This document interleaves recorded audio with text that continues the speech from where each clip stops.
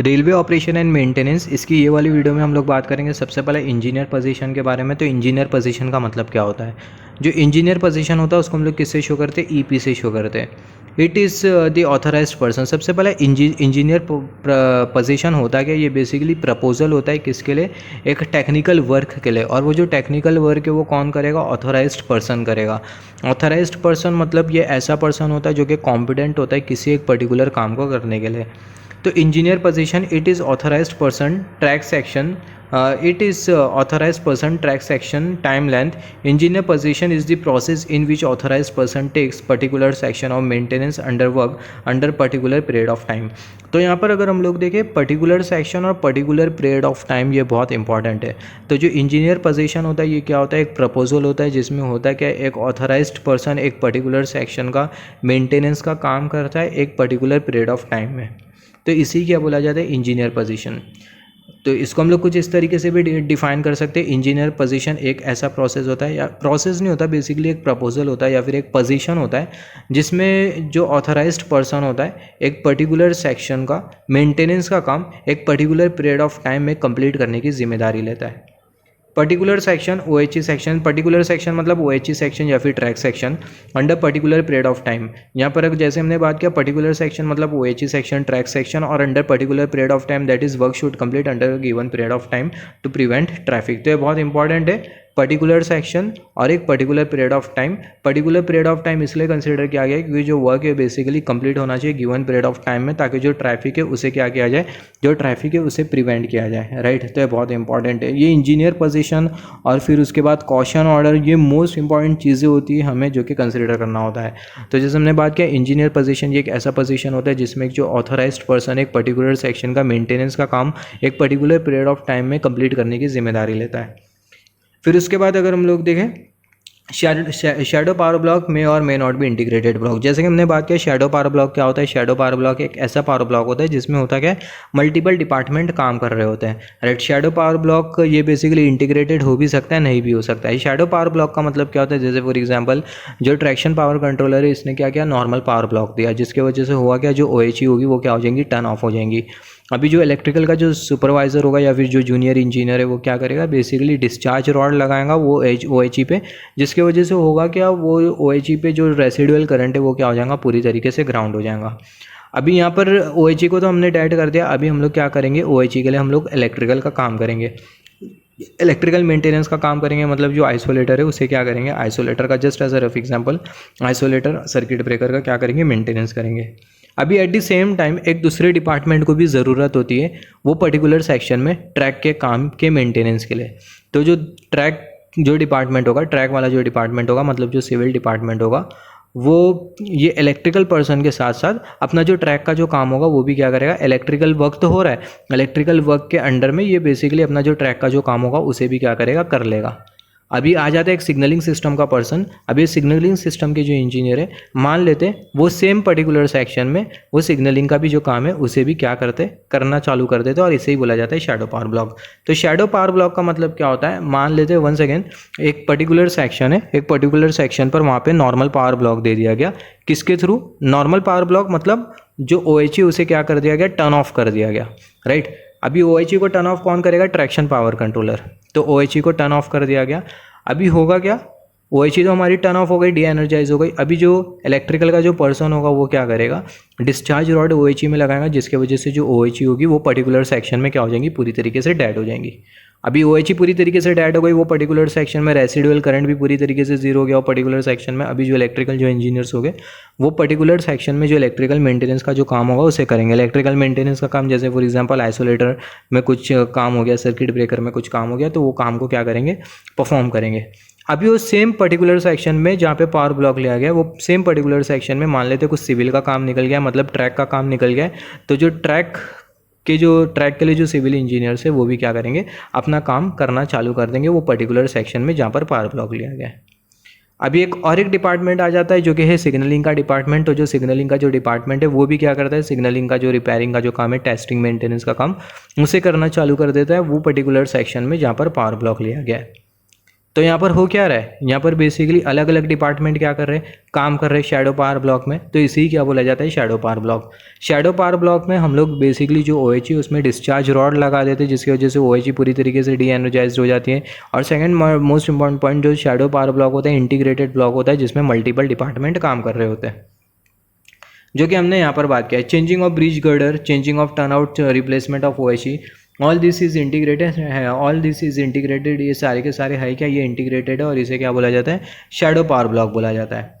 अभी बात करते हैं पायलटिंग के बारे में। यहाँ पर ये पायलटिंग का मतलब क्या होता है, फर्स्ट ट्रेन स्टार्ट करने से पहला, दिन की पहली ट्रेन स्टार्ट करने से पहला सर्विस में बेसिकली पायलटिंग की जाती है। पायलटिंग क्यों की जाती है, पायलटिंग फर्स्ट ट्रेन स्टार्ट करने से पहला, जैसे कि मान लेते सुबह के 5 बजे की फ़र्स्ट ट्रेन है, तो फर्स्ट ट्रेन स्टार्ट करने से पहला 4 बजे के टाइम, या फिर बोल सकते 3 बजे के टाइम, रात के 3 बजे 4 बजे के टाइम बेसिकली पायलटिंग की जाती है। पायलटिंग क्यों की जाती है, पायलटिंग सबसे पहला होता है क्या, पायलटिंग में बेसिकली होता है कि जो ट्रेन ड्राइवर होता है किसी एक ट्रेन को पूरे सेक्शन में, पूरे मेन लाइन में चला के देखता है। काय के लिए चला के देखता है, ताकि ये देख पाए कि वो मेन लाइन में मतलब बराबर से ट्रेन चल रही है, यानी वो मेन लाइन में कुछ फॉल्ट तो नहीं हो, मेन लाइन में कुछ डिफेक्ट तो नहीं है। तो ये सारी चीज़ों को एंश्योर करने के लिए एक ट्रायल रन लिया जाता है ट्रेन रेवेन्यू सर्विस स्टार्ट करने से पहले, और इसी को ही क्या बोला जाता है, पायलटिंग बोला जाता है, राइट। तो before piloting OCC should ensure each and every PTW is clear. Piloting के पहले अगर हम लोग देखें, सारे के सारे पायलटिंग करने से पहला, अभी यहाँ पर ये पायलटिंग करते क्यों है, जैसे हमने बात किया पायलटिंग ये एक बेसिकली ट्रायल रन होती है, जिसमें हम लोग एंश्योर करते हैं कि जो लाइन है वो बराबर से है, ट्रेन की जो लाइन है उसमें किसी भी तरीके की मतलब एबनॉर्मलिटीज़ नहीं है, किसी भी तरीके का मतलब प्रॉब्लम नहीं है, सारे सिग्नलिंग जो सिस्टम है वो बराबर से काम कर रहे हैं। ये इंश्योर करने के लिए पायलटिंग की जाती है। अभी एक बार पायलटिंग हो गई तो दिन की पहली जो ट्रेन है उसे क्या किया जाएगा, सर्विस में भेज दिया जाएगा। अब यहाँ पर ये पायलटिंग करने से पहले जो OCC है ये इंश्योर करना चाहिए कि जो PTW जो है वो क्लियर है, राइट। तो जो ये बहुत इंपॉर्टेंट है, पायलटिंग करने से पहले जो OCC है वो ये इंश्योर करना चाहिए कि जो PTW है, परमिट टू वर्क, वो पूरी तरीके से क्लियर है। PTW क्लियर है, इसका मतलब जैसे फॉर एग्जांपल मान लेते हैं हम लोग पायलटिंग कर रहे हैं और एक पर्टिकुलर सेक्शन में मेंटेनेंस का काम चालू था, राइट। तो जो पर्टिकुलर जो सेक्शन है वो क्या हो गया, ब्लॉक हो गया। अभी वो सेक्शन ब्लॉक हो गया तो ट्रेन वहाँ पर नहीं जा पाएंगी, राइट।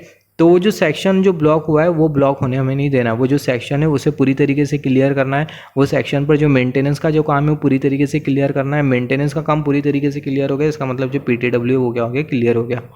तो पायलटिंग से पहले जो OCC ये इंश्योर करना चाहिए हर एक जो PTW ये क्या हो गया, ये क्लियर हो गया है। Piloting is the inspection and commissioning of entire train route. अब ये जो पायलटिंग है ये है क्या, जो पायलटिंग होता है ये बेसिकली इंस्पेक्शन होता है और कमीशनिंग होता है पूरे ट्रेन रूट का। पूरे ट्रेन रूट का इंस्पेक्शन और जो कमीशनिंग करने का जो प्रोसेस होता है उसे ही बोला जाता है पायलटिंग। तो पायलटिंग में बेसिकली एक टेस्ट ट्रायल लिया जाता है ट्रेन का पूरी ट्रैक पूरे रूट पर, और यह इंश्योर किया जाता है कि रूट पे मतलब कोई एबनॉर्मलिटीज़ है या नहीं।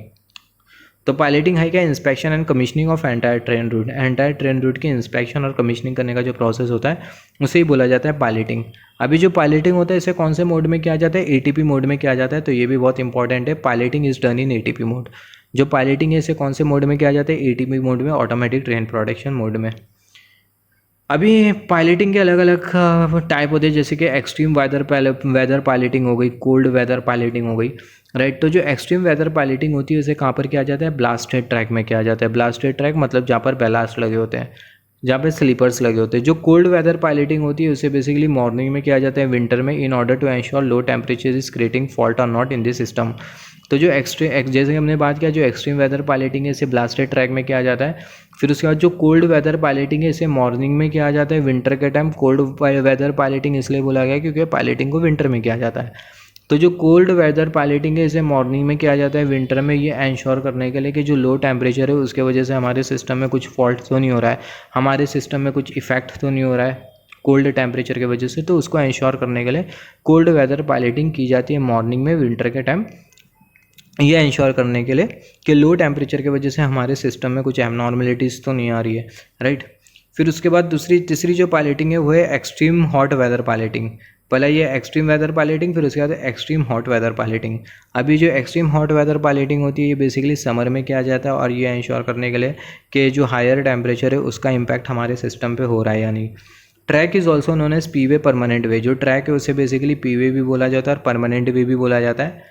Condition for operating train in ATO, जो ट्रेन है अगर उसे हमें ऑटोमेटिक ट्रेन ऑपरेशन में चलाना है तो ऐसे कुछ में कैसे किस में कुछ कंडीशंस होती है जो कि फुलफिल होना चाहिए, जैसे कि रूट सेट होना चाहिए, ट्रेन एटीपी में होना चाहिए, टारगेट डिस्टेंस टारगेट अवेलेबल होना चाहिए, ट्रेन आईडी अवेलेबल होना चाहिए, राइट। तो ये सब बहुत इंपॉर्टेंट पॉइंट है। तो ट्रेन जब एटीओ में चलेंगी ऑटोमेटिक ट्रेन ऑपरेशन, जब ट्रेन ऑटोमेटिक ट्रेन ऑपरेशन में चलेंगी तो ऐसे केस में होगा क्या, ट्रेन में ऑटोमेटिक ट्रेन सुपरविजन भी होगा, ऑटोमेटिक ट्रेन प्रोटेक्शन भी होगा, राइट। तो जब हमारी ट्रेन एटीओ मोड में चलेंगी तो ऐसे केस में क्या क्या होना चाहिए, रूट सेट होना चाहिए, ट्रेन एटीपी में होना चाहिए, टारगेट डिस्टेंस अवेलेबल होना चाहिए, ट्रेन आईडी अवेलेबल होना चाहिए। तो ये वेरी वेरी इंपॉर्टेंट पॉइंट है, रूट सेट होना चाहिए, टारगेट डिस्टेंस अवेलेबल होना चाहिए, ट्रेन आईडी अवेलेबल होना चाहिए, ट्रेन एटीपी में होना चाहिए। तो एटीओ एटीपी जैसे हमने बात किया, ट्रेन को अगर एटीओ में चलाना है तो सबसे पहले ट्रेन एटीपी में होना चाहिए, रूट सेट होना चाहिए, टारगेट अवेलेबल होना चाहिए, ट्रेन आईडी अवेलेबल होना चाहिए। कंडीशन फॉर इनेबलिंग एटीओ, जो एटीओ ऑटोमेटिक ट्रेन ऑपरेशन, इसको इनेबल करने के लिए कुछ कंडीशन होती है। सबसे पहला जो ट्रेन है वो कौन सी स्पीड पे होना चाहिए, 0 स्पीड पे होना चाहिए, मतलब ट्रेन स्टैंड स्टिल पे होना चाहिए। फिर उसके बाद जो टीबीसी जिसे बोला जाता है ट्रैक्शन ब्रेकिंग कॉन्ट्रैक्टर, तो जो ट्रैक्शन ब्रेकिंग कॉन्ट्रैक्टर है वो बेसिकली मिनिमम ब्रेकिंग पोजीशन पे होना चाहिए।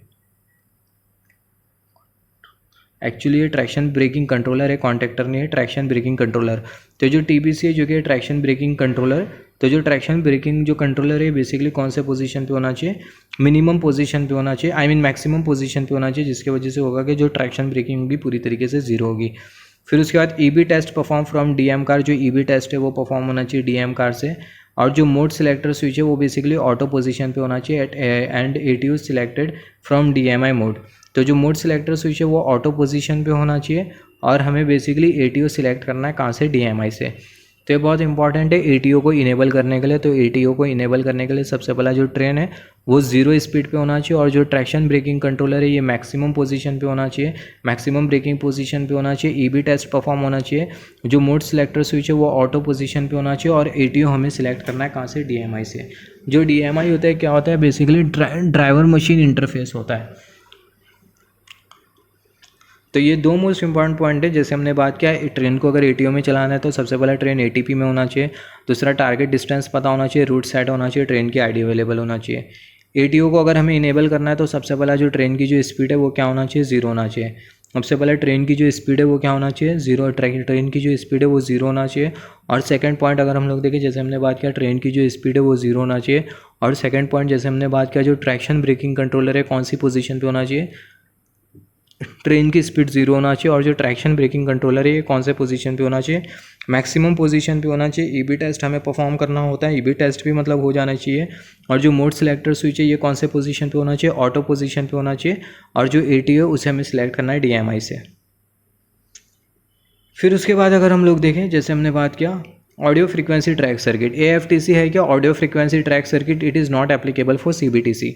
जो एएफटीसी है ये है basically audio frequency track circuit, और जो ऑडियो फ्रीक्वेंसी ट्रैक सर्किट है ये सीबीटीसी के लिए एप्लीकेबल नहीं होती। तो ये बहुत इंपॉर्टेंट है। एबीटीसी है क्या, एएफटीसी, जो एएफटीसी है ये ऑडियो फ्रीक्वेंसी ट्रैक सर्किट, और जो ऑडियो फ्रीक्वेंसी ट्रैक सर्किट होती है communication based train control system के लिए एप्लीकेबल नहीं होती। Rusty rail movement is done on audio frequency track. यहाँ पर अगर हम लोग देखें, जैसे हमने बात किया जो रस्टी रेल मूवमेंट होता है, रस्टी रेल मूवमेंट क्या होता है इसके भी बारे में बात करेंगे, यहाँ पर लिखा है। तो जो रस्टी रेल मूवमेंट होता है इसे कहाँ पर किया जाता है, ऑडियो फ्रीक्वेंसी ट्रैक पे किया जाता है। तो ये जो ऑडियो फ्रीक्वेंसी ट्रैक है, ऑडियो फ्रीक्वेंसी जो ट्रैक सर्किट होती है, मोस्ट इंपॉर्टेंट दोनों पॉइंट, जो ऑडियो फ्रीक्वेंसी ट्रैक सर्किट है ये सीबीटीसी के लिए एप्लीकेबल नहीं होती। और जो रस्टी रेल मूवमेंट है उसे बेसिकली ऑडियो फ्रीक्वेंसी ट्रैक पे किया जाता है। Rusty rail movement is done on audio frequency track, और जो ऑडियो फ्रीक्वेंसी ट्रैक है बेसिकली सीबीटीसी सिस्टम के लिए एप्लीकेबल नहीं होती।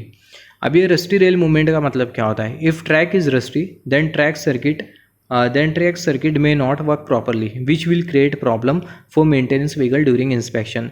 Therefore, at night we do drive the train on such rusty track for track circuit and it is known as rusty rail movement. तो यहाँ से हमें समझ में आ गया रस्टी रेल मूवमेंट। आगे ट्रेन आईडी के बारे में बात करना है। तो यहाँ पर ये जो रस्टी रेल मूवमेंट होता है ये क्या होता है, जैसे हमने बात किया अगर ट्रैक अगर रस्टी होती है, मतलब ट्रैक पे अगर रस्ट लगा होता है, जंग लगा होता है, तो ऐसे केस में जो ट्रैक सर्किट है वो बराबर से काम नहीं कर सकती है।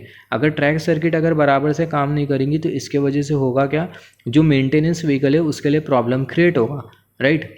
इंस्पेक्शन के टाइम मेंटेनेंस व्हीकल जैसे कि हमारे पास डीजल लोकोमोटिव हो गया, CMV हो गई, तो ये सब है क्या, ये सब है बेसिकली मेंटेनेंस व्हीकल। तो अगर ट्रैक अगर रस्टी होती है तो ऐसे केस में जो ट्रैक सर्किट है वो बराबर से काम कर भी सकती है, नहीं भी कर सकती है। तो इसी रीज़न जो कि ये बेसिकली प्रॉब्लमेटिक है किसके लिए, हमारे मेंटेनेंस व्हीकल के लिए इंस्पेक्शन के टाइम। तो यही रीज़न के वजह से नाइट के टाइम हम लोग बेसिकली ये रस्टी ट्रैक पर हम लोग ट्रेन चलवाते हैं, जिसे बेसिकली बोला जाता है रस्टी रेल मूवमेंट। और ये ट्रेन क्यों चलाया जाता है, ट्रैक सर्किट के लिए, और इसे ही बोला जाता है रस्टी रेल मूवमेंट। तो जैसे हमने बात की, इसी बोला जाता है रस्टी रेल मूवमेंट। अभी बात करते हैं ट्रेन आईडी मैनेजमेंट के बारे में। अभी ट्रेन आईडी मैनेजमेंट का मतलब क्या होता है, train set remain fixed but train ID changes. तो यहाँ पर ये ट्रेन आईडी मैनेजमेंट, ट्रेन की एक पर्टिकुलर आईडी होती है जिसके बारे में हमें बात करना है। तो यहाँ पर हमारे पास दो चीज़ होती है, सबसे पहले एक ट्रेन सेट होता है और दूसरा होता है ट्रेन आईडी। तो जो ट्रेन सेट होता है ये क्या होता है, ये फिक्स्ड होता है, बट जो ट्रेन आईडी होता है ये क्या हो रहा होता है, वेरिएबल होता है, चेंज हो रहा होता है। तो जो ट्रेन सेट होता है ये फिक्स्ड होता है, train set remain fixed, but जो ट्रेन आईडी होती है वो चेंज हो रही होती है। Train ID also known as train number, जो ट्रेन आईडी है इसे ट्रेन नंबर भी बोला जाता है, and it is use to identify train on main line. अब ये जो ट्रेन आईडी है इसे बेसिकली ट्रेन नंबर भी बोला जाता है, और ये ट्रेन आईडी के थ्रू जो मेन लाइन पर जो ट्रेन चल रही होती है उसे बेसिकली आइडेंटिफाई किया जाता है। तो जैसे हमने बात किया, जो ट्रेन सेट होता है ये फिक्स्ड होता है, बट जो ट्रेन आईडी जो होती है वेरिएबल होती है, ट्रेन आईडी चेंज कर रही होती है। अब ये जो ट्रेन आईडी होता है इसे ट्रेन नंबर भी बोला जाता है, और ट्रेन आईडी के थ्रू जो मेन लाइन पर जो ट्रेन जो होती है उसे बेसिकली मतलब चेक किया जाता है। मतलब जैसे कि ट्रैफिक कंट्रोलर क्या करता है, जो मेन लाइन पे जो ट्रेन है सारी ट्रेन को मतलब क्या कर रहा होता है, सुपरवाइज कर रहा होता है, सुपरविजन कर रहा होता है। तो ऐसे केस में वो जो ट्रेन का जो सुपरविजन है मेन लाइन पे, वो पर्टिकुलर ट्रेन को डिटेक्ट करने के लिए क्या यूज़ किया जाता है, ट्रेन आईडी। तो ट्रेन सेट तो फिक्स रहेगा, बट ट्रेन आईडी चेंज हो रही होती है, और ट्रेन आईडी को ट्रेन नंबर भी बोला जाता है। ट्रेन आईडी के हेल्प से हम लोग क्या करते हैं, मेन लाइन पर जो ट्रेन है उसे आइडेंटिफाई करते हैं। यहाँ पर अगर हम लोग देखें, ट्रेन आईडी में 4 डिजिट होता है, कुछ इस तरीके से, 2 डिजिट आगे 2 डिजिट पीछे। अभी आगे स्टार्टिंग के जो 2 डिजिट होते हैं हमें इंडिकेट करते हैं डेस्टिनेशन कोड, फर्स्ट 2 डिजिट हमें इंडिकेट करते हैं डेस्टिनेशन कोड, बाकी के जो 2 डिजिट होते हैं ये हमें क्या इंडिकेट करते हैं, सर्विस आईडी। तो स्टार्टिंग के जो 2 डिजिट होते हैं हमें इंडिकेट करते हैं डेस्टिनेशन कोड, और बाकी के 2 जो डिजिट होते हैं हमें क्या इंडिकेट करते हैं, service ID. Train ID is given by traffic controller. अभी जैसे हमने बात किया, जो ट्रेन आईडी होता है कौन देता है, ट्रैफिक कंट्रोलर देता है। तो जैसे हमने बात किया, जो ट्रेन आईडी होती है कितने डिजिट की होती है, 4 डिजिट की होती है। स्टार्टिंग के पहले जो 2 डिजिट होते हैं डेस्टिनेशन बताते हैं, और बाकी के 2 जो डिजिट होते हैं वो हमें इंडिकेट करते हैं सर्विस आईडी। और जो ट्रेन आईडी है कौन देता है, ट्रैफिक कंट्रोलर। फिर उसके बाद अगर हम लोग देखें, situation to change train ID. जो ट्रेन आईडी है उसे हमें क्या करना होता है, बेसिकली चेंज करना होता है। तो ट्रेन आईडी को किन किन सिचुएशन में चेंज करना होता है उसके बारे में बात करेंगे। Situation to change train ID, right. Train ID को हमें कब कब चेंज करना होता है, टेक्निकल फेलियर हो गया, राइट। टेक्निकल फेलियर की वजह से ट्रेन आईडी चेंज करना पड़ सकता है। अगर इफ फॉल्ट अगर इन ट्रेन में अगर फॉल्ट आया तो ऐसे केस में ट्रेन आईडी चेंज करना पड़ सकता है। ड्यू टू ट्रेन डिले की वजह से भी ट्रेन आईडी चेंज करना पड़ सकता है। It is important to know train ID before changes and after changes because of following reason. तो यहाँ से हमने ये डिस्कस किया कि जो ट्रेन आईडी है उसको चेंज करने का रीज़न क्या होता है। सबसे पहला टेक्निकल फेलियर हो गया, किसी सिस्टम में अगर टेक्निकल फेलियर हो गया तो ऐसे केस में ट्रेन आईडी चेंज करना पड़ सकता है। ट्रेन में अगर कुछ फॉल्ट आ गया, कुछ ग्लिच आ गया तो ऐसे केस में ट्रेन आईडी चेंज करना पड़ सकता है। ट्रेन अगर हमारी मेन लाइन पे जाने के लिए डिले हो रही है तो ऐसे केस में ट्रेन आईडी को क्या करना पड़ सकता है, चेंज करना पड़ सकता है। जब भी हम लोग, ये बहुत इंपॉर्टेंट है, जब भी हम लोग ट्रेन आईडी को चेंज करेंगे तो ऐसे केस में चेंज करने से पहला train, it is important to know train ID before changes and after changes, right. Train ID change करने से पहले और ट्रेन आईडी चेंज करने के बाद हमें ट्रेन की आईडी पता होना चाहिए। क्यों पता होना चाहिए, सबसे पहला स्टैबलिंग इशू होता है, अगर पता नहीं करेंगे तो स्टैबलिंग इशू होगा। Late induction, departure of train from depot से जो ट्रेन का जो डिपार्चर होगा वो क्या होगा, वो लेट होगा। तो यहाँ से हमने ये डिस्कस किया ट्रेन आईडी चेंज करने से पहले और ट्रेन आईडी चेंज करने से पहले वाली ट्रेन आईडी और ट्रेन आईडी चेंज करने के बाद वाली जो ट्रेन आईडी है ये हमें क्या होना चाहिए, पता होना चाहिए। अगर ये पता नहीं होगा तो ऐसे केस में स्टैबलिंग इशू हो सकता है, और दूसरा ट्रेन का जो डिपार्चर है डिपो में से वो लेट हो सकता है। Siding is the location where we can stable the faulty train. यहाँ पर ये जो साइडिंग है क्या, जो साइडिंग ये एक पर्टिकुलर लोकेशन होता है जहाँ पर हम लोग क्या करते हैं, फॉल्टी ट्रेन को स्टेबल करते हैं। About CATCS system and CATS system, अभी बात करने वाले CATCS सिस्टम के बारे में। CATCS सिस्टम जैसे हमने बात किया था इसे बोला जाता है continuous automatic train control system, बहुत इंपॉर्टेंट है, राइट। तो जो CATCS सिस्टम होता है इसे बोला जाता है continuous automatic train control system and automatic train control system है, तो इसका मतलब इसमें हमें क्या मिलेगा, एटीपी मिलेगा, एटीओ मिलेगा, एटीएस मिलेगा, राइट। तो सीएटीसीएस सिस्टम ये है continuous automatic train control system. अभी इसके हमें क्या मिलते हैं, सब सिस्टम मिलते हैं। अब ये सीएटीसीएस के सब सिस्टम हमें क्या क्या मिलेंगे, सीएटीसीएस के सब सिस्टम हमें मिलेगा, एटीपी मिलेगा, एटीएस मिलेगा, एटीओ मिलेगा, राइट। यहाँ पर अगर हम लोग देखें if ATS is at OCC then इसे हमें इसको बोला जाता है सीएटीएस। अगर एटीएस यहाँ पर अगर हम लोग देखें CATCS, just hold on, central automatic train supervision. यहाँ पर अगर हम लोग देखें ये जो है सीएटीसीएस, ये है continuous automatic train control system. दो चीज़ से हमें कंफ्यूज नहीं होना है। सबसे पहला है सीएटीसीएस जो कि है continuous automatic train control system.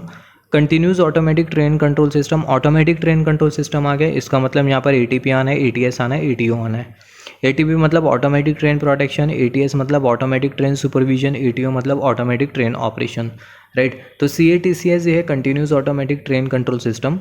और इस सीएटीसीएस के अलग अलग सब सिस्टम होते हैं, जैसे कि एटीपी हो गया, एटीओ हो गया और एटीएस हो गया। अगर ये तीनों सब सिस्टम अगर बराबर से काम करेंगे तो हमारी जो ट्रेन है सीएटीसीएस पे चलेंगी, मतलब हमारी जो ट्रेन है ऑटोमेटिक चलेगी, अदरवाइज ट्रेन ऑटोमेटिक नहीं चलेंगी। अभी हमें बात करना है सीएटीएस के बारे में। अभी ये सीएटीएस क्या होता है, सीएटीएस ये होता है basically central automatic train supervision, right, central automatic train supervision. तो ये सीएटीएस और सीएटीसीएस ये दोनों अलग है, राइट। तो जो सीएटीएस है ये है क्या, central automatic train supervision. Just hold on.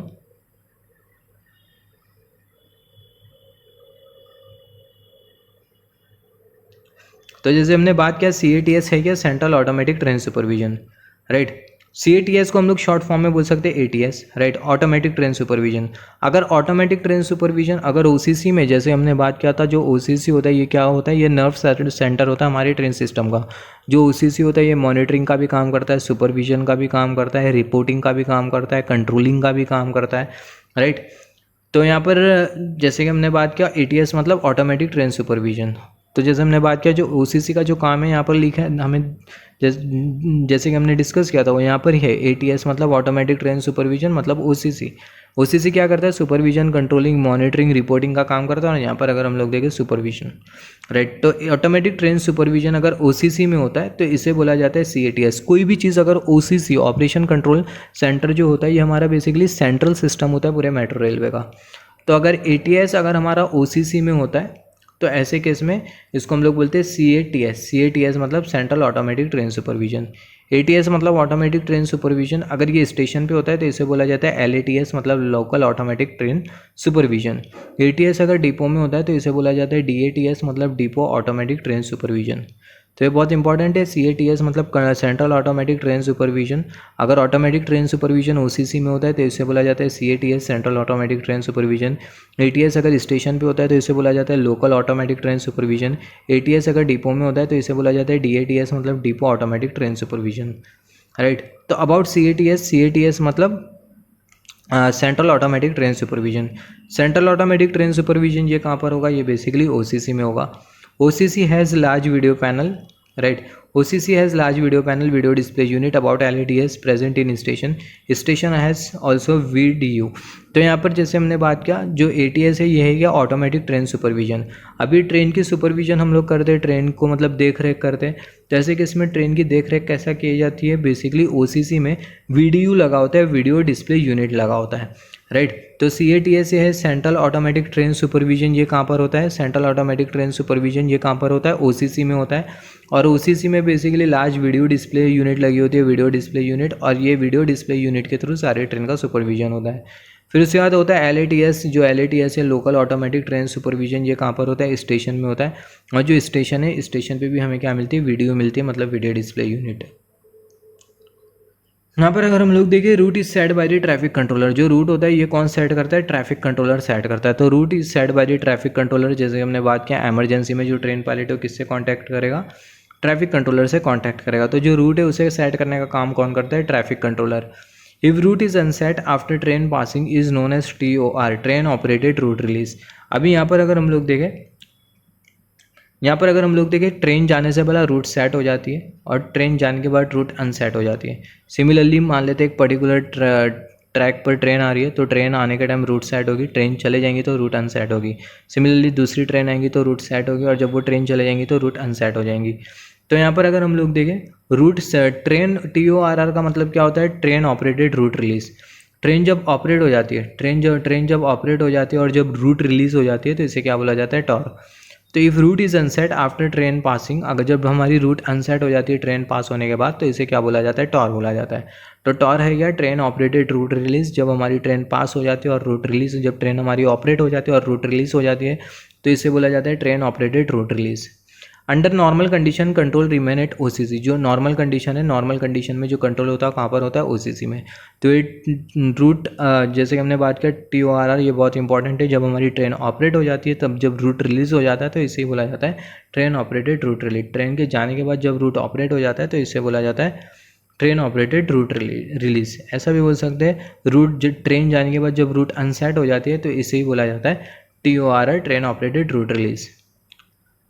Under normal condition control remain at OCC। जैसे हमने बात किया जो OCC उसके हाथ में कंट्रोलिंग भी होती है। OCC क्या करता है, सुपरविजन, कंट्रोलिंग, मॉनिटरिंग, फिर उसके बाद रिपोर्टिंग। तो नॉर्मल कंडीशन में जो कंट्रोलिंग होती है वो किसके हाथ में होती है, OCC के हाथ में होती है और इसे बोला जाता है central controlling. Under abnormal condition control में go to station also. Abnormal condition में जो कंट्रोल है वो स्टेशन में भी जा सकता है। Control at OCC, central control. जब OCC के थ्रू जब कोई भी सिस्टम कंट्रोल हो रहा होता है मेट्रो का, उसे बोला जाता है सेंट्रल कंट्रोल।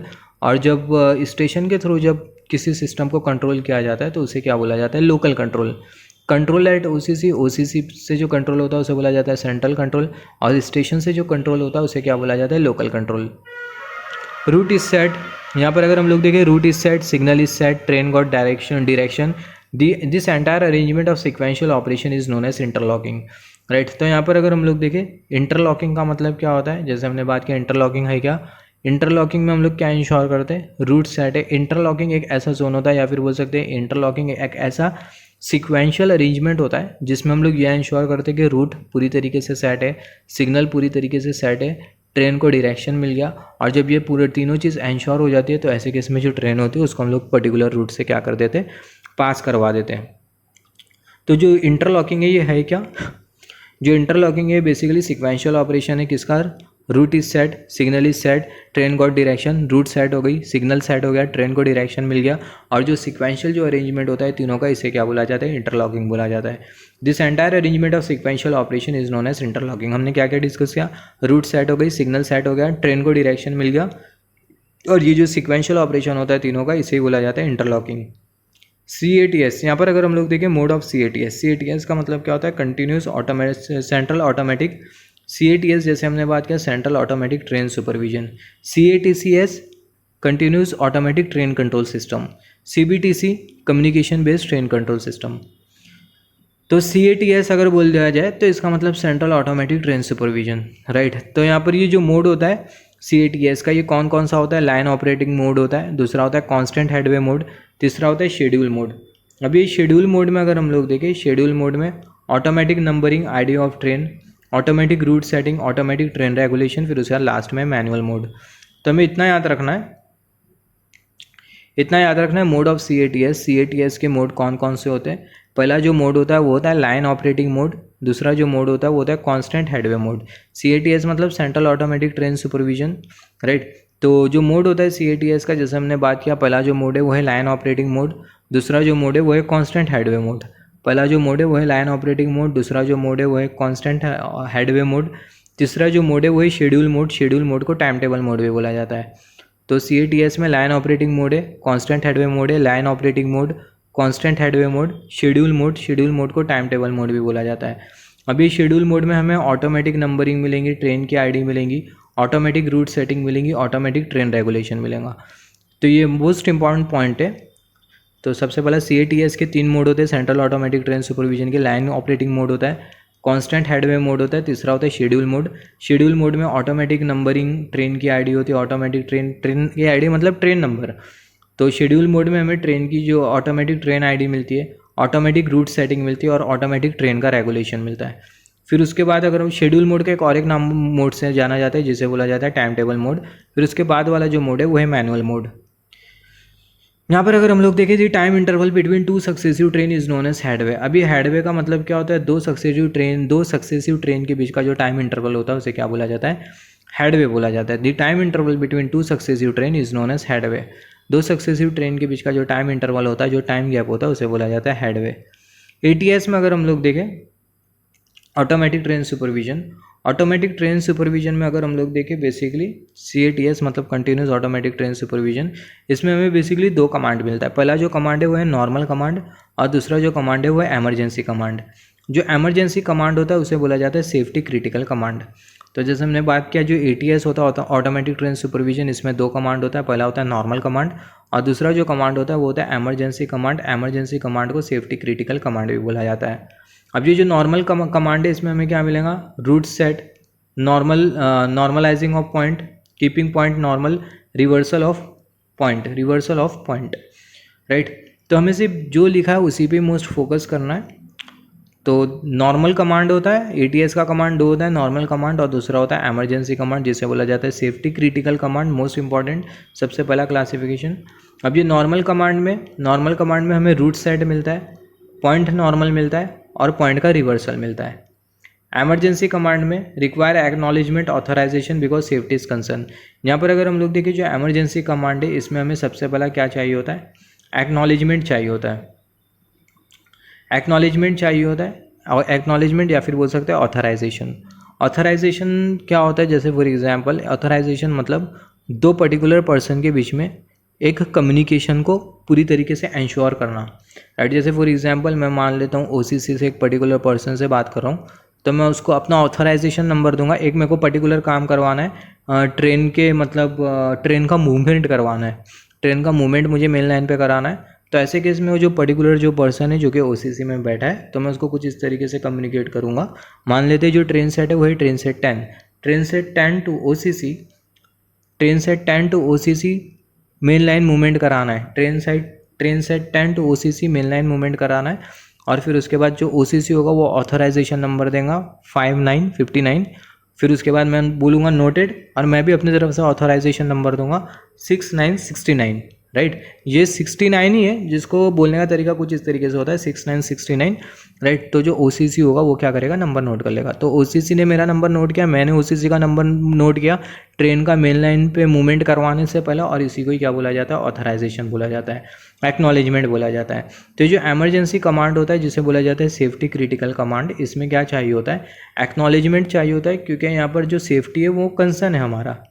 दूसरा अगर हम लोग देखें unblock of route is an example of safety critical command. Safety critical command का एग्जाम्पल क्या होता है, अनब्लॉक ऑफ रूट। किसी रूट को अगर हम लोग अनब्लॉक कर रहे हैं तो ये एग्जाम्पल होता है किसका, सेफ्टी क्रिटिकल कमांड का। तो जैसे हमने बात किया ATS कमांड में दो कमांड है, normal command, emergency command. Emergency command को सेफ्टी क्रिटिकल कमांड भी बोला जाता है। नॉर्मल कमांड में रूट सेट, नॉर्मल कमांड में हमें क्या क्या मिलता है, रूट सेट मिलता है, नॉर्मल पॉइंट मिलता है और जो पॉइंट है उसका रिवर्सल भी मिलता है। तो route set, normal point, route set हो जाती है, पॉइंट भी नॉर्मल हो जाता है और जो पॉइंट है उसको हम लोग रिवर्स भी कर सकते हैं।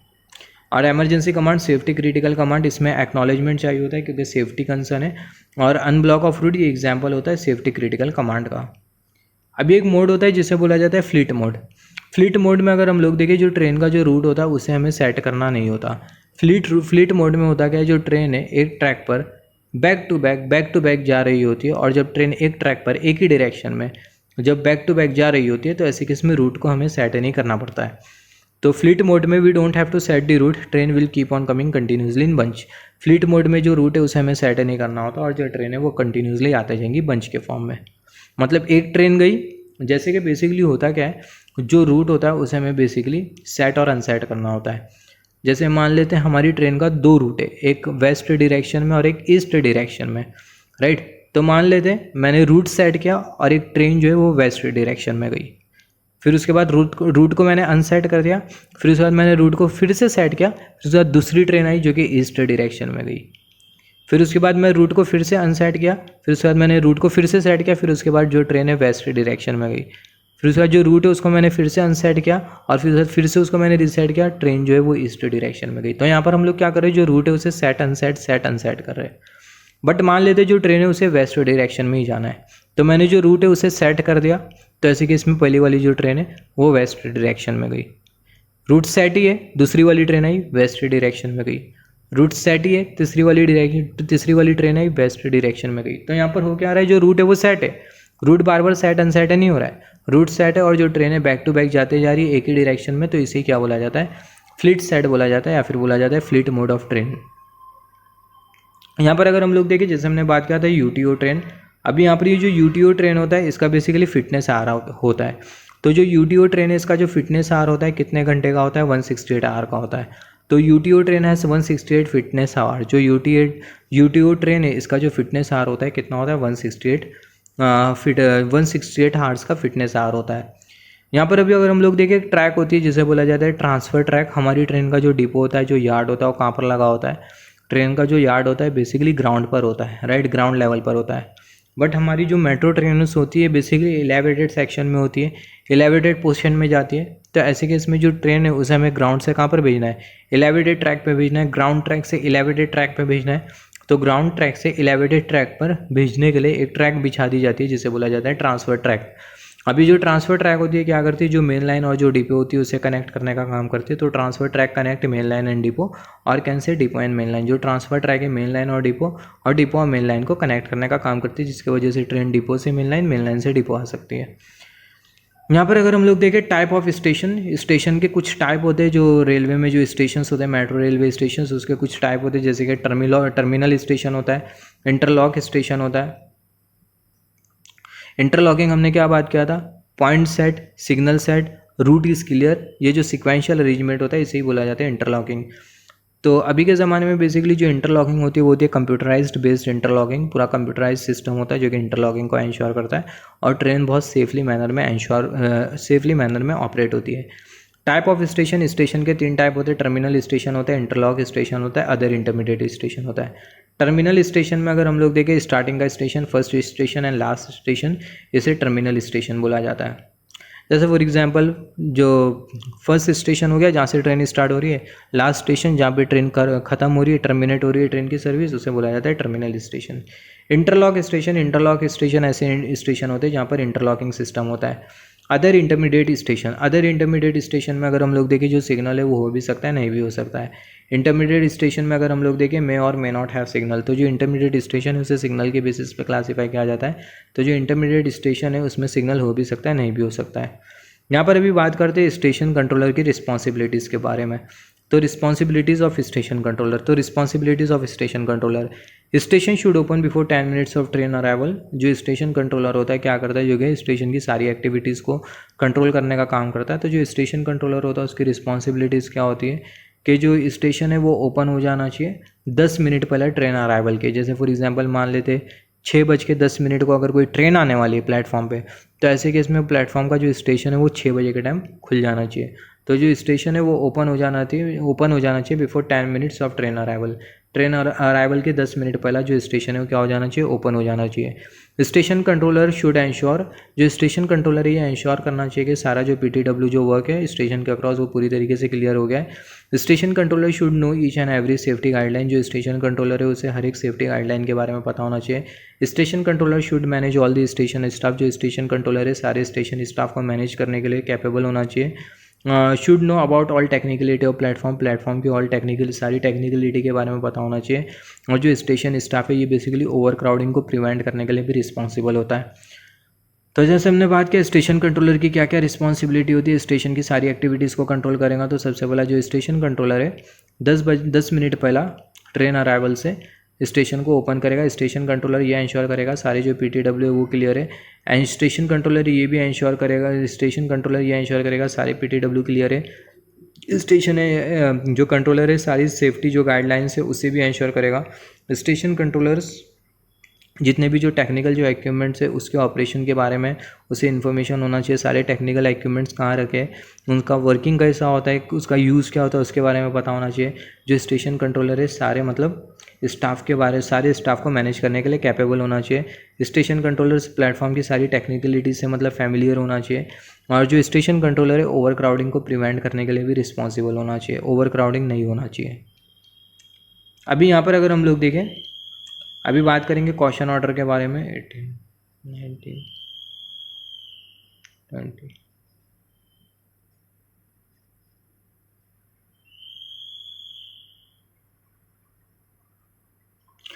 तो अभी किसके बारे में हमें बात करना है? अभी हमें बात करना है कॉशन ऑर्डर के बारे में।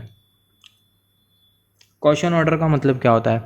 जैसे मान लेते हैं एक पर्टिकुलर सेक्शन में ट्रैक के मेंटेनेंस का काम चालू है और वहाँ पे जो ट्रैक का जो मेंटेनेंस है अभी जस्ट ख़त्म हुआ है और जो सर्विस है उसे स्टार्ट कर सकते हैं। बट प्रॉब्लम ये कि वो जिस सेक्शन में ट्रैक का मेंटेनेंस हुआ है वहाँ उस सेक्शन से ट्रेन की जो स्पीड है वो क्या होना चाहिए? कम होना चाहिए, राइट। वहाँ पर मान लेते हैं ट्रेन की जो स्पीड है वो कितना होना चाहिए? 25 kmph होना चाहिए, राइट। तो ऐसे केस में हम लोग क्या करें? ऐसे केस में अभी ये ट्रेन जो चलाता है कौन चलाता है? ट्रेन ऑपरेटर चलाता है, ट्रेन ड्राइवर चलाता है। ट्रेन की स्पीड को कौन कंट्रोल करेगा? ट्रेन ड्राइवर करेगा, ट्रेन ऑपरेटर करेगा। तो ऐसे केस में एक मतलब कॉशन ऑर्डर बनाया जाता है जिसे बोला जाता है कॉशन ऑर्डर, जो कि ये बताएगा कि उस पर्टिकुलर सेक्शन में मेंटेनेंस का काम चालू था और उस पर्टिकुलर सेक्शन में ट्रेन की जो स्पीड है उसकी लिमिट है, और ये जो कॉशन ऑर्डर होगा किसको दे दिया जाएगा? ट्रेन ऑपरेटर को। तो जब ये ट्रेन ऑपरेटर ये कॉशन ऑर्डर पर साइन करेगा और जब ट्रेन ऑपरेटर उस पर्टिकुलर सेक्शन में ट्रेन को लेके जाएगा तो जो ट्रेन ऑपरेटर होगा वो स्पेशल प्रिकॉशंस लेगा। स्पेशल प्रिकॉशंस मतलब वो देखेगा कि ट्रैक के आजू बाजू कुछ एबनॉर्मलिटीज़ तो नहीं है, ट्रैक के आजू बाजू कोई पर्सन तो नहीं है, और जो ट्रेन ऑपरेटर होगा ट्रेन की जो स्पीड है उसे रेस्ट्रिक्टेड स्पीड में चलाएगा, और इसे ही बोला जाता है क्या? Caution order. तो an instruction given to the train operator to take special precaution, instruction जो कि ट्रेन ऑपरेटर को दिया जाता है एक स्पेशल प्रिकॉशंस लेने के लिए, स्पेशल प्रिकॉशन लेने के लिए along with restricted speed and at particular location, इसे बोला जाता है कॉशन ऑर्डर। तो एक पर्टिकुलर लोकेशन पर स्पीड रेस्ट्रिक्शन के साथ साथ स्पेशल प्रिकॉशन जो कि ट्रेन ऑपरेटर को लेना होता है उसी को ही बोला जाता है कॉशन ऑर्डर। तो कॉशन ऑर्डर ये एक ऐसा ऑर्डर होता है, कॉशन ऑर्डर ये होता है कि एक तरीके से इंस्ट्रक्शन होता है। जो कॉशन ऑर्डर होता है ये एक तरीके का इंस्ट्रक्शन होता है जिसमें बेसिकली एक पर्टिकुलर लोकेशन पर जो कॉशन जो लेना होता है, प्रिकॉशन जो लेना होता है वो, और जो स्पीड रेस्ट्रिक्शन जो होता है वो दोनों लिखा होता है, जो कि ट्रेन ऑपरेटर को इंश्योर करना होता है ट्रेन को वो सेक्शन पे लेकर जाने के टाइम। ESP क्या होता है? जो ESP होता है बेसिकली एमरजेंसी स्टॉप प्लंगर होता है। ESP क्या है? ये है emergency stop plunger to stop train movement and it is located at platform, right. यहाँ पर अगर हम लोग देखें जो ESP है ये है बेसिकली एमरजेंसी स्टॉप प्लंगर। अब ये जो एमरजेंसी स्टॉप प्लंगर है ये क्या करेगा? ट्रेन के मूवमेंट को क्या करेगा? स्टॉप करेगा प्लेटफॉर्म पे। मतलब जैसे फॉर एग्जांपल मान लेते हैं ट्रेन प्लेटफॉर्म पे आ रही है और एक पर्टिकुलर पर्सन जो है वो ट्रैक पे गिर गया, तो ऐसे केस में मैं क्या करूँगा? जो ESP होगा उसको मैं क्या कर दूँगा? ऑपरेट कर दूँगा। तो जब मैं ESP को ऑपरेट कर दूँगा तो ऐसे केस में ट्रेन जो आ रही है वो क्या हो जाएंगी? रुक जाएंगी, राइट। और जो पर्सन होगा उसको क्या कर लिया जाएगा? रेस्क्यू कर लिया जाएगा। अब मान लेते हैं जो ट्रेन है वो प्लेटफॉर्म पे आ गई है और मैंने ESP को ऑपरेट कर दिया, तो जब मैं ESP को ऑपरेट कर दूंगा एमरजेंसी स्टॉप प्लंगर को, तो ऐसे केस में जो ट्रेन है प्लेटफॉर्म से मूव नहीं कर पाएंगी। अब जो ट्रेन है वो प्लेटफॉर्म से चले गई, उसके बाद में ESP को ऑपरेट कर दिया, तो ऐसे केस में क्या होगा? प्लेटफॉर्म पे ट्रेन नहीं आएंगी। तो इसे बोला जाता है ESP, जिसे बोला जाता है एमरजेंसी स्टॉप प्लंगर, जो कि क्या करता है? ट्रेन के मूवमेंट को रोक देता है प्लेटफॉर्म पर। यहाँ पर अगर हम लोग देखें, if crowd is not getting control on station then we need to evacuate passenger from platform. यहाँ पर अगर हम लोग देखें क्राउड कंट्रोलिंग की रिस्पॉन्सिबिलिटी किसकी होती है? स्टेशन कंट्रोलर की होती है। अभी स्टेशन कंट्रोलर अगर क्राउड कंट्रोलिंग अगर नहीं कर पा रहा है तो ऐसे केस में जो पैसेंजर्स हो गए उसे हमें क्या करना होगा? पैसेंजर्स को हमें इवैक्यूएट करना होगा। कहाँ से? प्लेटफॉर्म से, राइट। तो ये बहुत इंपॉर्टेंट है। If crowd is not getting control on station, अगर स्टेशन पर क्राउड कंट्रोल नहीं हो रहा है तो ऐसे केस में जो पैसेंजर होगा उसे हमें क्या करना होगा? इवैक्यूएट करना होगा प्लेटफॉर्म से, राइट।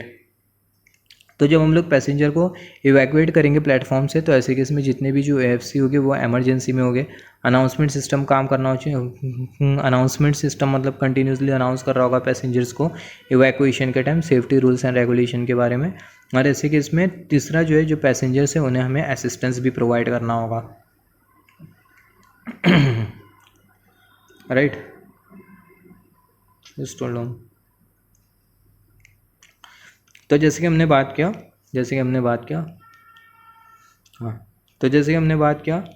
जब भी अगर क्राउड अगर स्टेशन कंट्रोलर से अगर कंट्रोल नहीं हो रहा है तो ऐसे केस में जो पैसेंजर्स हो गए उसे हमें स्टेशन से क्या करना होगा? इवैक्यूएट करना होगा। पैसेंजर्स को प्लेटफॉर्म से इवैक्यूएट करना होगा।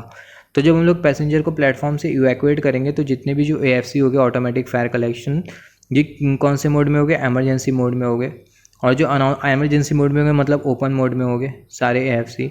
अनाउंसमेंट सिस्टम ये कंटिन्यूसली काम करेंगे, जो कि पैसेंजर को मतलब कंटिन्यूसली इन्फॉर्मेशन देते रहेंगे सेफ्टी गाइडलाइंस के रिलेटेड, मतलब क्या किस तरीके से मतलब प्लेटफॉर्म से इवैक्यूएट होना है पैसेंजर्स को, उसके बारे में मतलब इन्फॉर्मेशन देंगे। Provide assistance to passenger, passengers को असिस्टेंस प्रोवाइड करना होता है। तो जब भी इवैक्यूएशन हम लोग करेंगे पैसेंजर का स्टेशन पे, तो जो AFC है वो एमरजेंसी में होना चाहिए, खुला होना चाहिए। दूसरा, अनाउंसमेंट सिस्टम कंटिन्यूसली चल रहा होना चाहिए। और तीसरा, पैसेंजर को हमें असिस्टेंस देना चाहिए।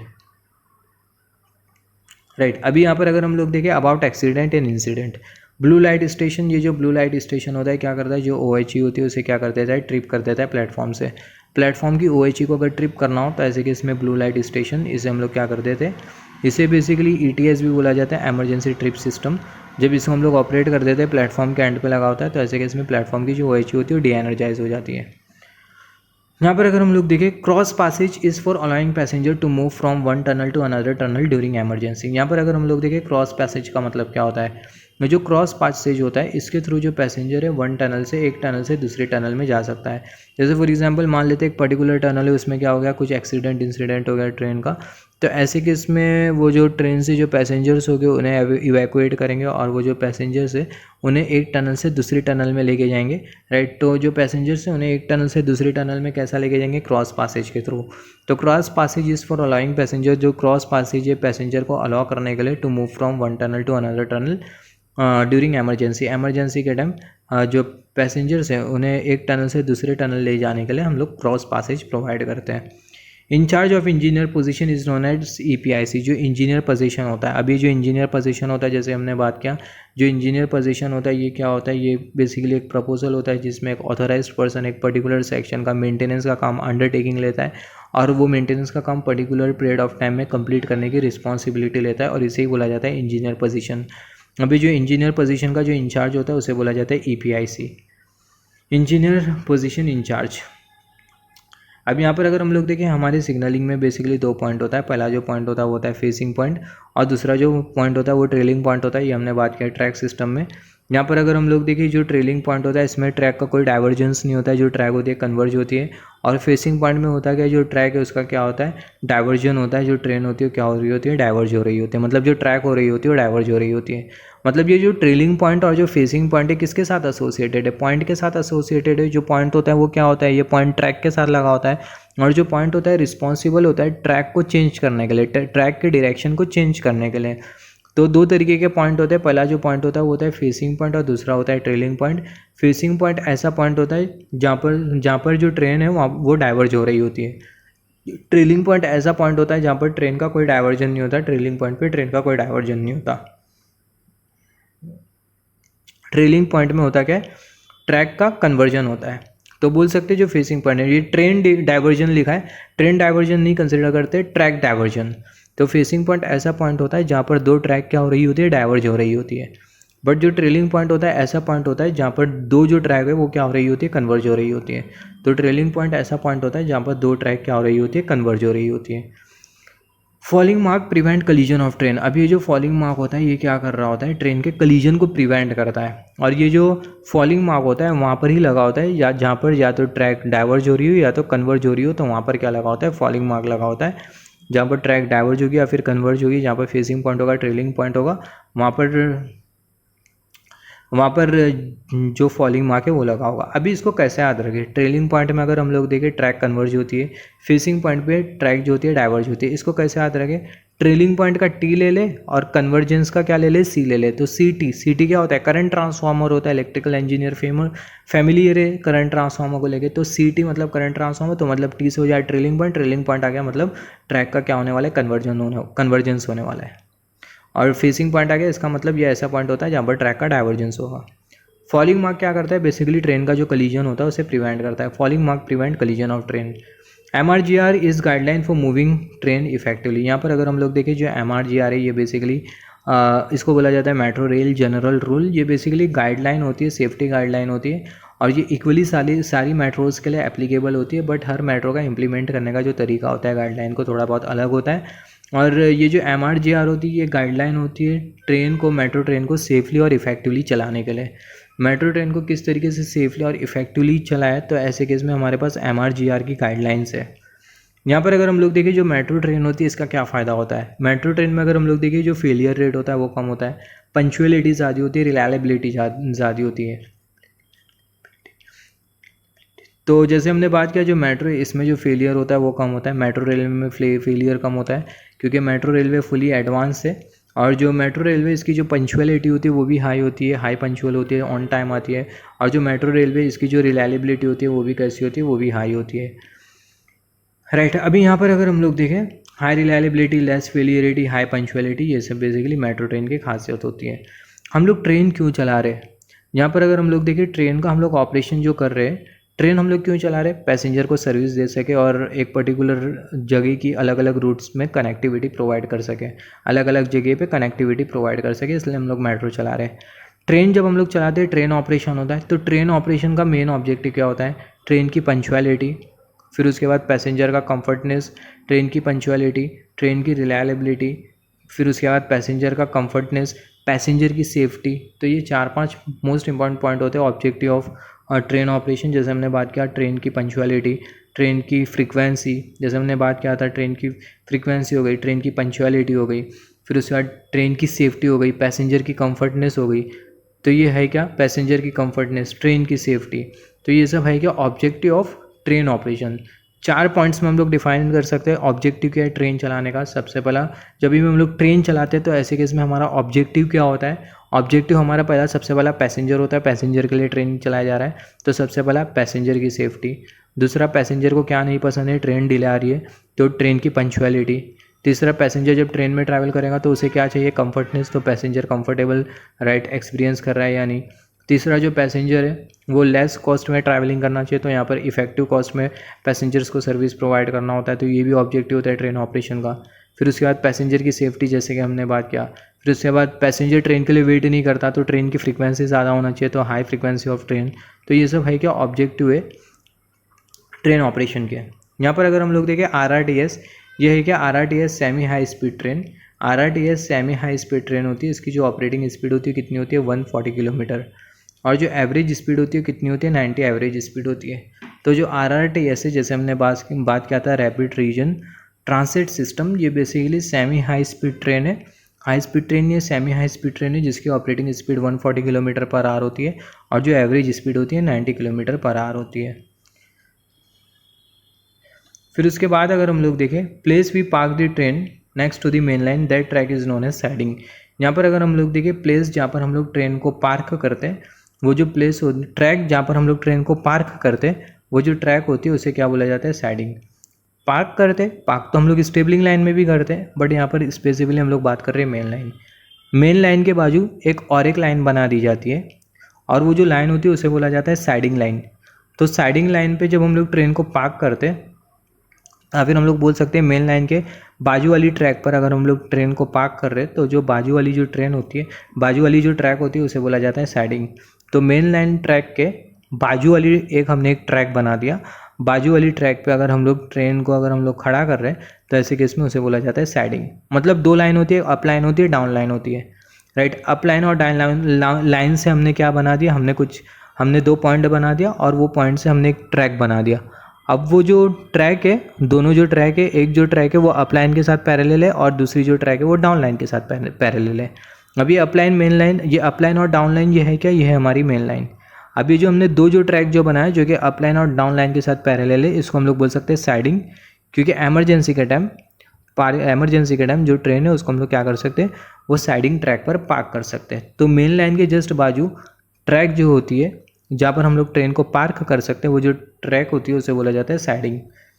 यहाँ पर अगर हम लोग देखें पुश में, अगर हम लोग देखें ट्रेन का पुश पुल ऑपरेशन होता है। ट्रेन के पुश ऑपरेशन में जो स्पीड होती है कम होती है, पुल ऑपरेशन में जो स्पीड होती है हाई होती है।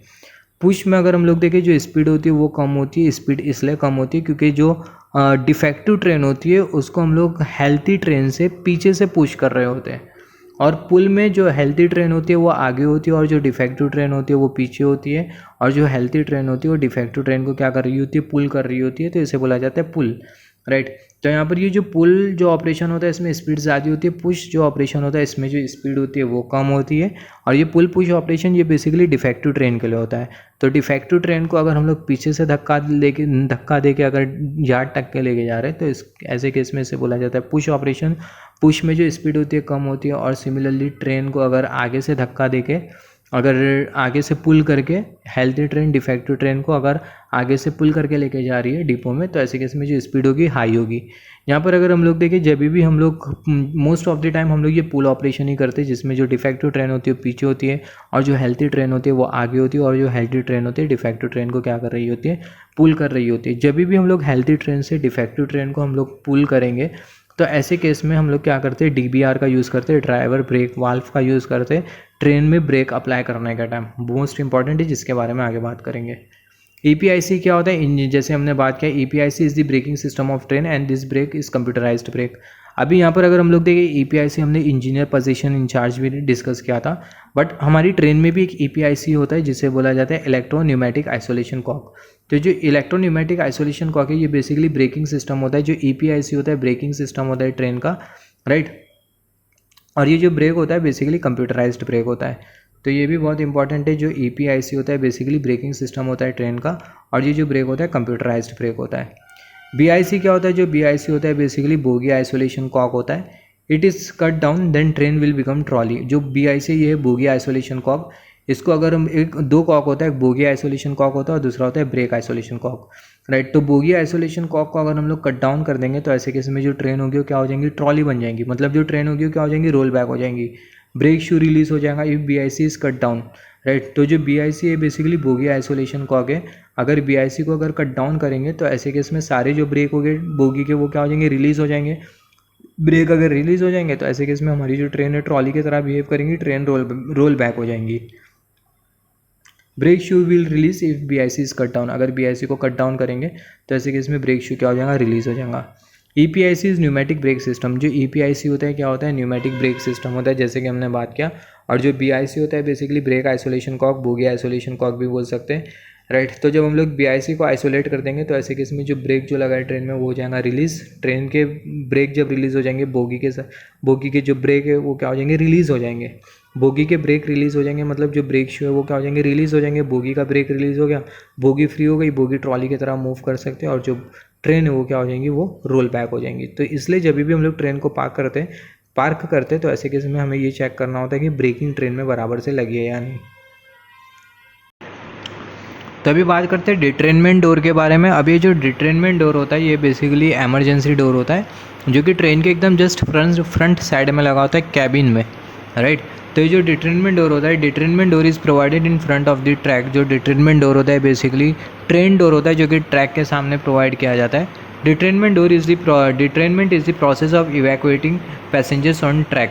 यहाँ पर अगर हम लोग देखें, सबसे पहला जो डिट्रेनमेंट होता है ये क्या होता है, ये एक ऐसा प्रोसेस होता है जिसमें जो पैसेंजर्स हैं उन्हें इवैक्यूएट कराया जाता है, कहाँ पर, ट्रैक पर, इन केस ऑफ एमरजेंसी। अब ये जो डिट्रेनमेंट डोर होता है ये कहाँ पर लगा होता है, ट्रेन के एकदम जस्ट सामने लगा होता है, एकदम सामने फ्रंट पे लगा होता है, राइट। डिट्रेनमेंट डोर के बारे में हम लोग प्रैक्टिकली भी बात करेंगे। Deboarding is removing passengers on platform. यहाँ पर अगर हम लोग देखें, ऑब्वियसली डीबोर्डिंग का मतलब सबको पता होता है, पैसेंजर्स को प्लेटफॉर्म पर निकालने का जो प्रोसेस होता है उसे बोला जाता है deboarding. Detrainment direction is decided by OCC। जैसे हमने बात किया, मान लेते अगर कोई एमरजेंसी आ गई, पैसेंजर को इवैक्यूएट करना है, तो हमारी ट्रेन में 2 कैब होते हैं, तो 2 डिट्रेनमेंट डोर है। तो कौन से डायरेक्शन से हम लोग पैसेंजर को इवैक्यूएट करेंगे, कौन से डायरेक्शन का डिट्रेनमेंट डोर खोलेंगे, ये कौन डिसाइड करेगा, OCC डिसाइड करेगा। Detrainment direction is decided by OCC, right. तो जो डिट्रेनमेंट डायरेक्शन होता है ये कौन डिसाइड करता है, OCC। यहाँ पर एक चीज़ अगर नोट डाउन करें, जो MRGR होता है, मेट्रो रेलवे जनरल रूल, ये RRTS के लिए भी होता है, इज़ ऑल्सो फॉर RRTS। जैसे हमने बात किया था रीजनल रैपिड ट्रांसिट सिस्टम के लिए। अभी एक्सेल काउंटर अगर हम लोग देखें, जैसे हमने बात किया, ट्रेन को डिटेक्ट करने के लिए हमारे पास 2 सिस्टम है, पहला है एक्सेल काउंटर और दूसरा है हमारा ट्रैक सर्किट। अभी जो ट्रैक सर्किट होता है इसे SDD भी बोला जाता है, मतलब सेकेंडरी डिटेक्शन डिवाइस। तो ट्रेन डिटेक्शन सिस्टम में हमारे पास 2 सिस्टम है, पहला जो है वो है एक्सेल काउंटर और दूसरा है ट्रैक सर्किट। तो ट्रेन डिटेक्शन डिवाइस में 2 डिवाइस है हमारे पास, एक्सेल काउंटर है और ट्रैक सर्किट है। ट्रैक सर्किट को SDD भी बोला जाता है, और SDD का फुल फॉर्म, जो ट्रैक सर्किट है ये SDD है। SDD मतलब सेकेंडरी डिटेक्शन डिवाइस।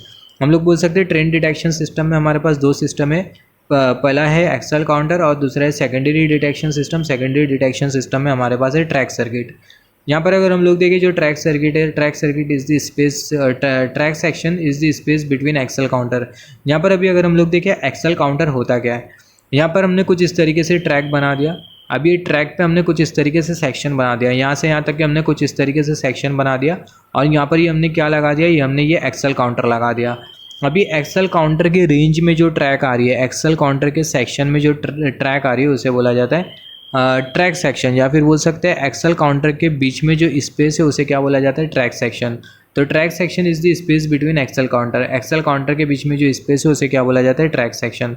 तो यहाँ पर ये एक्सेल काउंटर के बीच में ये जो स्पेस हमें जो दिखाई दे रही है ट्रैक की, इसे क्या बोला जाता है, ट्रैक सेक्शन बोला जाता है। तो ट्रैक सेक्शन है क्या, is the space between axle counter के बीच में जो स्पेस होती है उसे क्या बोला जाता है, ट्रैक सेक्शन बोला जाता है।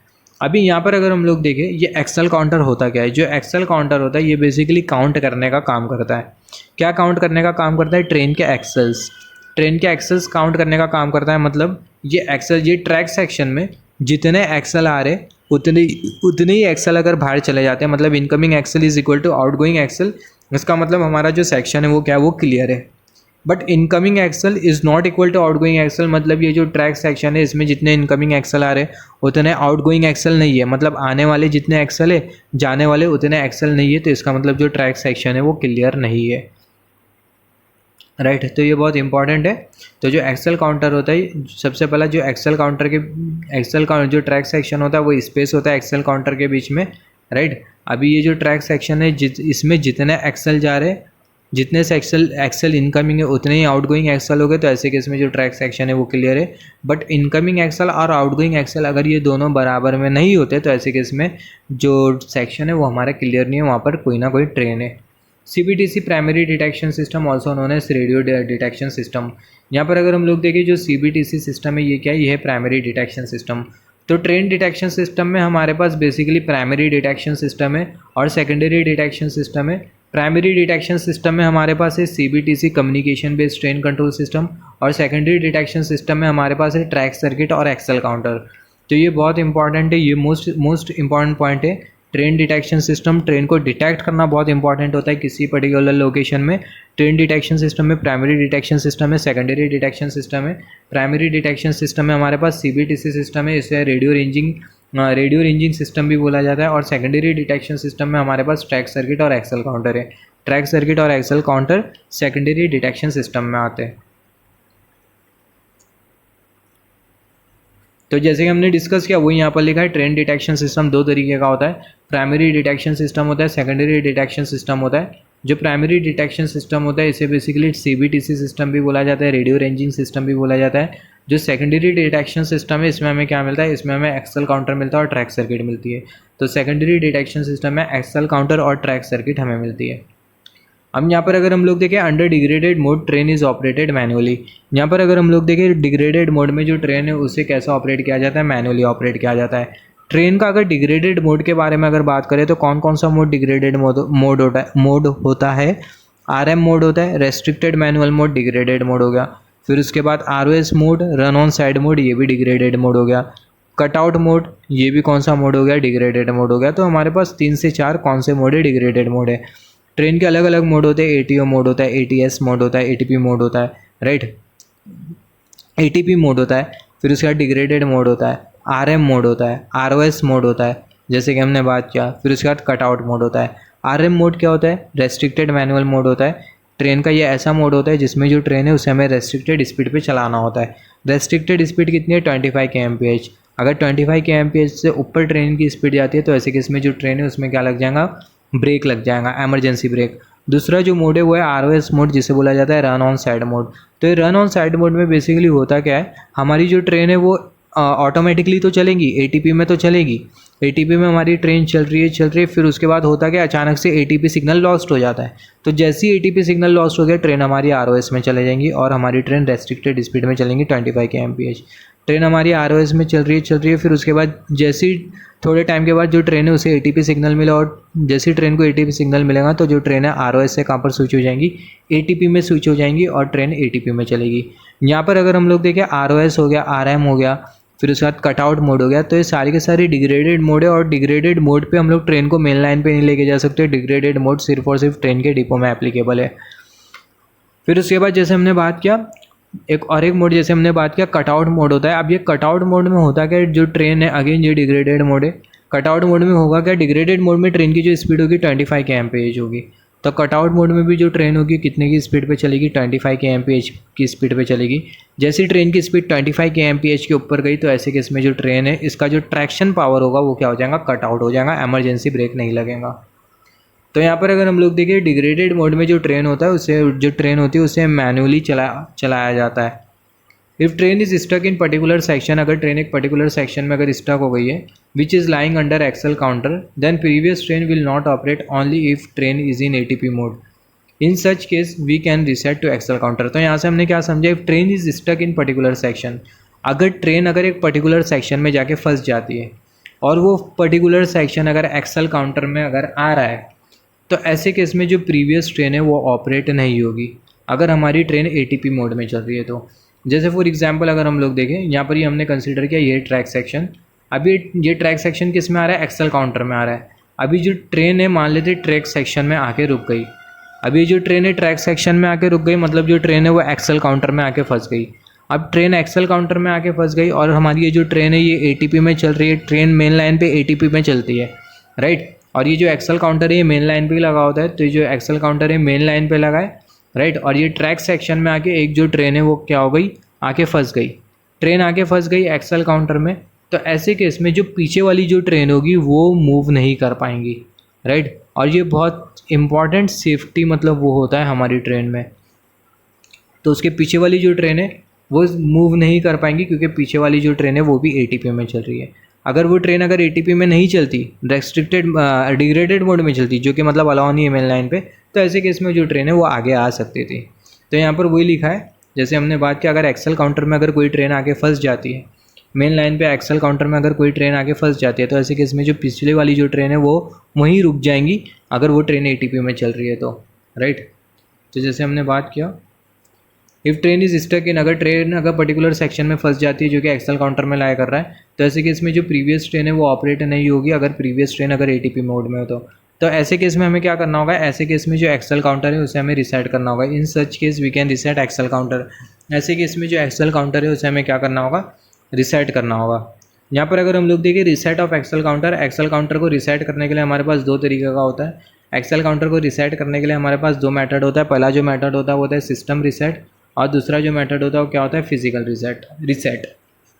तो जैसे हमने बात किया एक्सल काउंटर को रिसेट करने का दो तरीका है, पहला है सिस्टम रिसेट और दूसरा है फिजिकल रिसेट। यहाँ पर अभी बात करते हैं सिस्टम रिसेट के बारे में। TC give permission to reset of an axle counter. यहाँ पर ये जो टीसी है क्या, ये बेसिकली ट्रैफिक कंट्रोलर, जो ट्रैफिक कंट्रोलर होगा बेसिकली परमिशन देगा एक्सल काउंटर को रिसेट करने के लिए। Before resetting axle counter first ensure train is there और not under the axle counter. तो एक्सल काउंटर को रिसेट करने से पहले हमें ये एंश्योर करना होता है कि जो एक्सल काउंटर है उस पर ट्रेन है या नहीं है। Once axle counter is reset, जब जैसी एक्सल काउंटर रिसेट हो जाएगा, occupancy of train will get zero. Train की जो ऑक्यूपेंसी है वो जीरो हो जाएगा। ट्रेन की जो ऑक्यूपेंसी वो जीरो शो करने लगेगी कहाँ पर, क्यूबिकल पैनल पे। तो जैसे हमने बात किया जो एक्सल काउंटर होता है, हमें जो एक्सल काउंटर होता है उसे हमें क्या करना होता है, रिसेट करना होता है। क्यों रिसेट करना होता है, जैसे हमने बात किया एक पर्टिकुलर एक्सल काउंटर के ट्रैक सेक्शन में ट्रेन अगर हमारी आके फंस जाती है तो ऐसे केस में जो पीछे वाली जो ट्रेन होगी वो रुक जाएंगी क्योंकि सारी जो ट्रेन होती है वो एटीपी में चलती है। तो अगर पीछे वाली ट्रेन अगर रुक जाती है तो ऐसे केस में जो एक्सल काउंटर होगा हमें क्या करना होगा, रिसेट करना होगा। एक्सल काउंटर को रिसेट करने के लिए दो तरीका है, सिस्टम रिसेट होता है, दूसरा होता है फिजिकल रिसेट। सिस्टम रिसेट में होता है जो जो ट्रैफिक कंट्रोलर होता है बेसिकली परमिशन देता है एक्सल काउंटर को रिसेट करने की। और एक्सल काउंटर को रिसेट करने से पहले हमें ये इंश्योर करना होता है कि जो एक्सल काउंटर है, एक्सल काउंटर पे कोई ट्रेन है या नहीं है। और जैसी एक्सल काउंटर हमारा रिसेट हो गया और हमारे केस में एक्सल काउंटर पे ट्रेन है, तो हमें ये इंश्योर करना होता है कि एक्सल काउंटर पे ट्रेन है या नहीं है। और जैसे ही एक्सल काउंटर रीसेट हो गया तो ऐसे केस में एक्सल काउंटर जैसे एक्सल काउंटर रीसेट हो जाएगा तो ऐसे केस में जो ट्रेन ऑक्यूपेंसी सिग्नल होगा वो एक्सल काउंटर पर वो क्या हो जाएगा, जीरो हो जाएगा। और ये डिस्प्ले हो जाएगा कहाँ पर, क्यूबिकल पैनल पर। और ये क्यूबिकल पैनल कहाँ पर लगा होगा, ट्रैफिक कंट्रोलर के वहाँ।